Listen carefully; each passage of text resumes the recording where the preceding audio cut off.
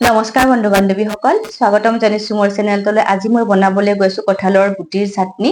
এয়া প্ৰথমতে মান ধনিয়া, কেঁচা জলকীয়া, ৰচুন, এটা নেমু, পিঁয়াজ, কেইটামান তিল আৰু কঁঠালৰ গুটি লৈছো। প্ৰথমতে তিল কেইটা মই এয়া ভাজি লৈ ল'ম শুকান কেৰাহী এটাত। এয়া শুকান কেৰাহী এটাত একেবাৰে ফুটিবলৈ ধৰালৈকে মই লৰাই ভাজি আছো। তিলখিনি ভাজা হোৱাৰ পিছতে এতিয়া মই কঁঠালৰ গুটিখিনি ভাজিবলৈ দিছো।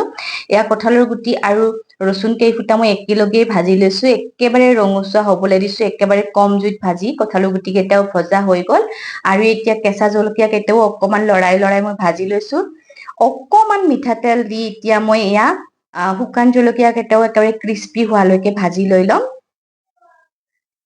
আৰু সেই একেখিনি মিঠাতেলতে এতিয়া মই পিঁয়াজ অকমানৰ একেবাৰে ৰঙচুৱা হোৱালৈকে ভাজি লৈ ল'ম। এয়া দেখিছেনে, একেবাৰে ৰঙচুৱা হোৱালৈকে মই পিঁয়াজখিনি ভাজি লৈছো। এইখিনিও মই গেছৰ পৰা নমাই লৈছো। এতিয়া মই এয়া ৰচুনৰ পৰা বাকলিখিনি এৰুৱাই লৈছো। এয়া ৰচুন কেইটাও ধুনীয়াকৈ সিজ খাই আহিছে। আৰু এতিয়া মই ইয়াক কঁঠালৰ গুটিৰ বাকলিখিনিও একেই প্ৰচেছতে এৰুৱাই লৈ ল'ম। এয়া মই কঁঠালৰ গুটিৰ বাকলিখিনিও সেই একে প্ৰচেছতে এৰুৱাই লৈছো। এয়া এৰুৱাবলৈ একেবাৰে ইজি হয়, ধুনীয়াকৈ এৰ খাই আহিছে।